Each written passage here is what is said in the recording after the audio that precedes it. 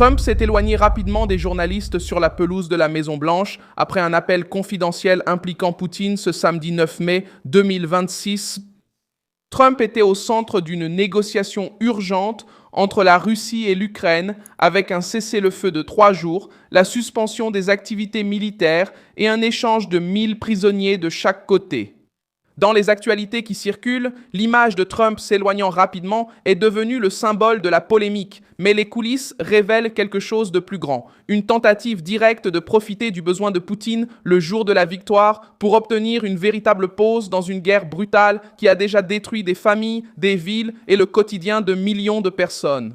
Je vais tout te raconter dans un instant, mais pour l'instant, tu vas vouloir t'abonner à la chaîne pour rester bien informé, avec des informations en temps réel, avec une qualité journalistique inégalée, selon le standard de crédibilité d'Alves.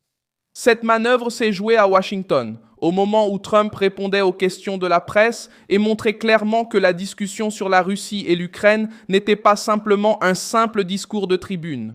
Reuters a rapporté que Trump a annoncé un cessez-le-feu du 9 au 11 mai entre la Russie et l'Ukraine, avec la suspension des activités militaires et l'échange de 1000 prisonniers de guerre de chaque côté.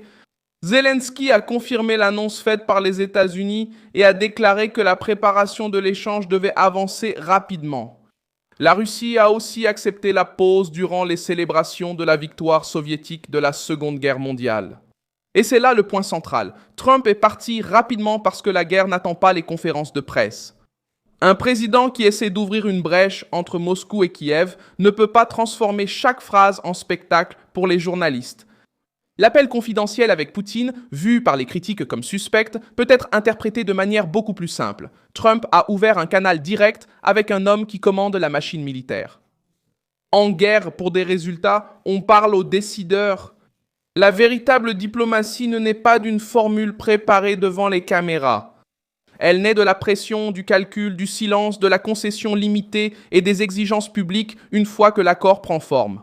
La demande russe avait un motif clair. Poutine voulait organiser le défilé du jour de la victoire à Moscou, sur la place rouge, sans risque d'attaque ukrainienne pendant la cérémonie. Pour Moscou, ce défilé n'était pas une démonstration de force, de mémoire historique et de contrôle interne.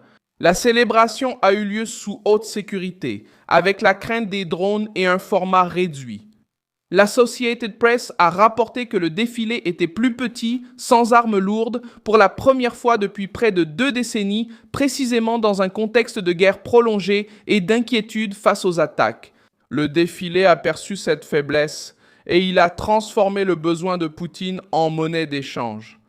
C'est la clé. Si Poutine avait besoin de tranquillité pour afficher sa puissance à Moscou, Trump a utilisé cet intérêt pour créer une pause qui serve aussi à l'Ukraine. La trêve n'a pas été présentée uniquement comme une faveur à la Russie. Elle est venue avec un échange humanitaire concret. 1000 prisonniers russes contre 1000 prisonniers ukrainiens. Pour les familles qui attendent des nouvelles de soldats capturés, ce n'est pas un détail, c'est la vraie vie. Ce sont des gens qui rentrent chez eux. C'est une lueur d'humanité au sein d'une guerre brutale. Zelensky a tenté de transformer l'épisode en provocation politique. Le gouvernement ukrainien a publié un décret symbolique autorisant le défilé russe sur la place rouge et excluant cette zone du plan d'utilisation des armes ukrainiennes pendant la cérémonie.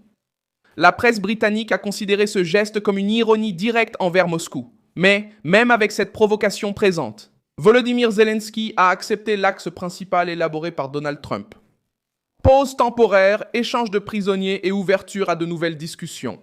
Autrement dit, chaque dirigeant a essayé de vendre l'histoire à son public, mais le mécanisme central a été actionné par Washington. Le coût humain explique pourquoi ce cessez-le-feu est important.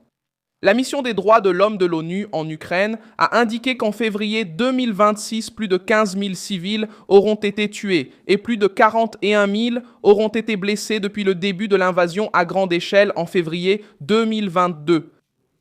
En mars 2026 au moins, 211 civils sont morts et 1206 ont été blessés, soit une augmentation de 49% par rapport à février. Ces chiffres n'incluent pas toute la dimension militaire de la guerre, mais ils montrent pourquoi même une courte pause peut avoir une valeur stratégique et humaine. La Maison-Blanche devait passer du discours aux actes. E colocar alguma coisa de pé. Au début de la guerre, de nombreux dirigeants occidentaux ont promis leur soutien, des aides, des sanctions et des déclarations fermes. Trump a essayé une autre voie, appeler Poutine, parler à Zelensky et imposer une mise à l'épreuve publique. Le défilé de Moscou a également révélé la pression sur Poutine. Un dirigeant qui doit réduire une cérémonie militaire traditionnelle, bloquer l'Internet mobile dans certaines zones et renforcer la sécurité contre les drones. Não está em posição confortável. Al Jazeera a rapporté que la Russie a coupé l'Internet mobile à Moscou et dans d'autres villes, invoquant des préoccupations concernant les drones avant le défilé du 9 mai. Cela montre que la guerre a atteint le cœur symbolique du pouvoir russe. Trump n'a pas ignoré ce point. La suite est maintenant délicate. Le cessez-le-feu de 3 jours doit être respecté sur le terrain où la Russie et l'Ukraine se sont déjà mutuellement accusées de violations lors d'autres trêves précédentes. L'échange de prisonniers exige des listes, un transport, une vérification et une coordination entre les équipes militaires et diplomatiques. Après cela, Donald Trump tente de transformer une courte pause en un test pour quelque chose de plus grand. Ce n'est pas une paix définitive, ce n'est pas la fin automatique de la guerre, mais c'est un mouvement pratique dans une guerre qui était bloquée entre attaques, représailles, propagande et impasse territoriale. Dans l'histoire, un court cessez-le-feu débute souvent comme geste limité et devient une issue à des conflits plus vastes.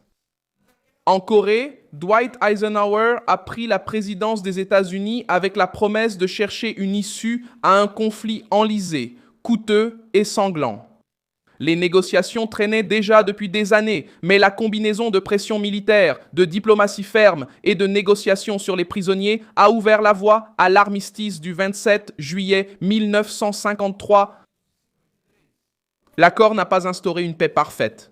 Et la péninsule est restée divisée, mais cela a mis fin aux combats organisés, établi une zone démilitarisée et permis la répatriation des prisonniers. Cet exemple aide à comprendre la logique de Trump. Toute trêve limitée n'est pas forcément insignifiante. Parfois, c'est le premier véritable frein à une guerre qui semblait impossible à arrêter. D'autres négociations internationales montrent aussi que les tractations en coulisses ne sont pas un scandale en soi. À Camp David, en 1978, Jimmy Carter a réuni Anwar Sadat et Menahem Begin lors de négociations à huis clos qui ont ouvert la voie à l'accord entre l'Égypte et Israël. À Dayton, en 1995, la diplomatie des États-Unis a réuni les dirigeants de la Bosnie, de la Croatie et de la Serbie sur une base aérienne à New York, loin de la pression publique immédiate. C'est ainsi qu'est né l'accord mettant fin à la guerre de Bosnie. Ces cas n'ont pas été élaborés dans un flot continu de conférences de presse, mais dans des environnements contrôlés. Trump a parlé avec Moscou parce que Moscou contrôle les troupes, les attaques et les exigences. Il a parlé avec Kiev parce que l'Ukraine doit accepter toute pause qui ait un effet réel sur le champ de bataille. Et il s'est vite éloigné des journalistes parce qu'à ce moment-là, chaque mot public pouvait perturber un accord encore fragile. La grande presse voulait une scène de gêne. Trump a pris une décision. Arrêter les tirs pendant 3 jours, libérer les prisonniers de captivité et tester qui est prêt à transformer le symbole en résultat concret. Poutine voulait préserver le jour de la victoire. Zelensky voulait récupérer des prisonniers et maintenir sa position aux yeux de sa propre population. Trump a vu les deux intérêts et a trouvé une issue possible. Je suis Milson Alves News et mon objectif est de vous tenir bien informé en vous disant la vérité chaque jour. Les liens des actualités se trouvent dans la description de la vidéo.